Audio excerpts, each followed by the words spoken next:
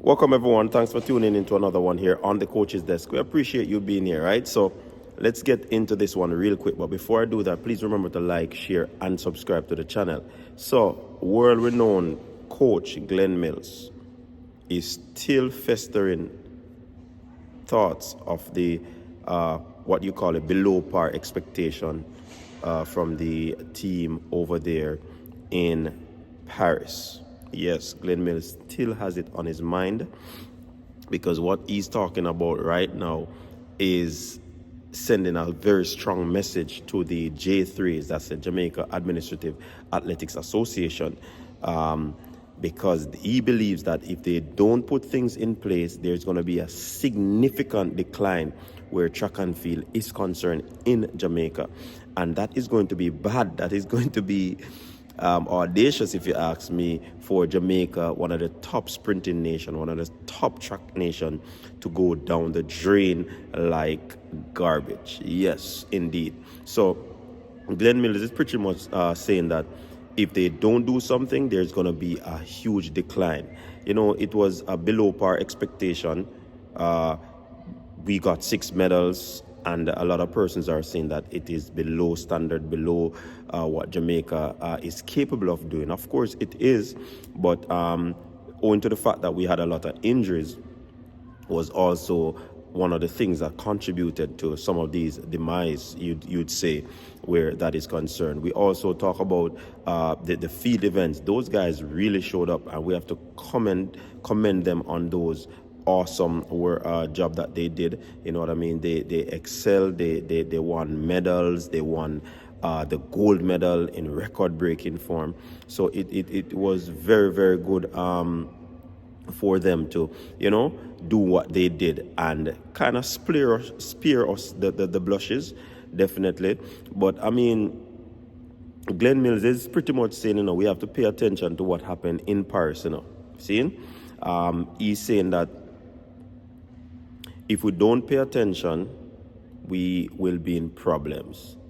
What happened is that, especially in your under 20, it is showing cracks and symptoms that exist that need urgent attention.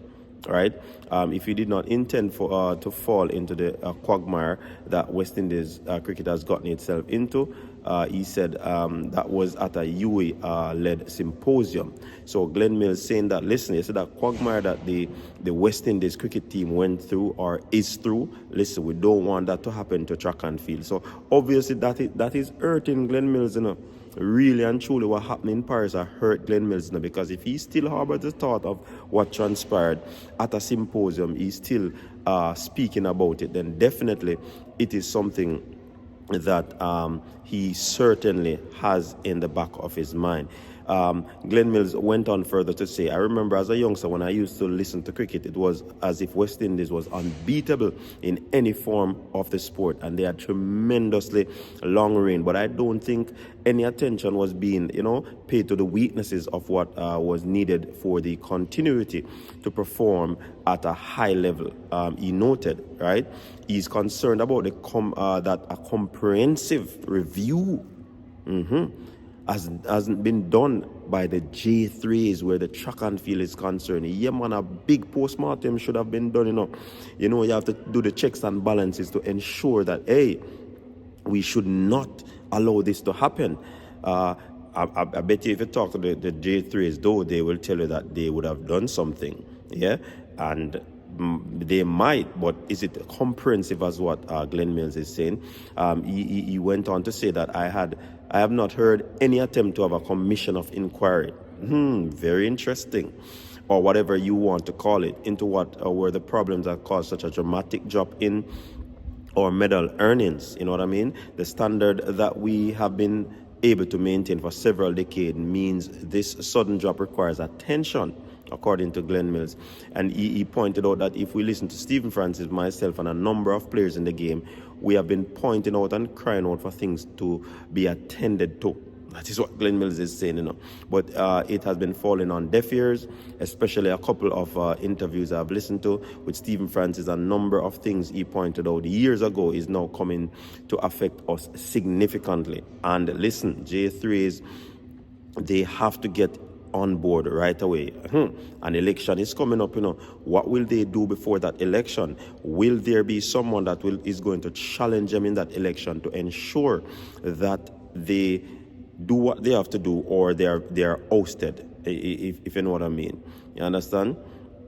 He went on further to say that he believes that the J3 doesn't, and that's the leadership. He believes that they seem to, he believes that the J3 doesn't seem to value the opinions of those involved in the sport, and that is quite ludicrous, if you ask me. All right. He said that I can't recall as being summoned to any kind of forum where all the top coaches of the clubs are involved in a frank and clear discussion with the administration. Most of it has been through interviews and informal talks and discussions, right? We find very little attention, you know what I mean? That's what he's saying, very little attention in terms of that aspect of it, where that is concerned, right? So he said that there continue to be a divide and what you think the best interests of the sport and the athletes against what the association thinks. And that is not good for the sport, if you ask me. That is not good for the sport. Now, Mills says the coaches and the leaders of the track clubs locally must have a greater say in the track and field program. And I think that is fair. You know what I mean? There needs to be a greater interworking relationship or connectivity between the coaches, the club administrators, who are the persons on the ground involved in the working of the athletes, whatever campaign or program to earn additional medals or increase performance. They have to be a major part of whatever planning and program that is going to develop. Now, he said that too often the executives of the association do not involve the membership in their day-to-day and work planning. Yes, they are the executive body and must lead, but you cannot have that disconnect between because you will not have the kind of operation or cooperation and unity of purpose that is necessary for success. Now, he also believes the J3 needs a drastic overhaul with the growth of the athletics globally, he said. Now, the sports evolved far more than what it is used to 20 to 30 years ago, and therefore it requires a more professional and trained approach in running their sport, which in the case of track and field, we have international status of the highest level, and unfortunately, our administrative structure has lagged behind in the way we do things, according to Mills.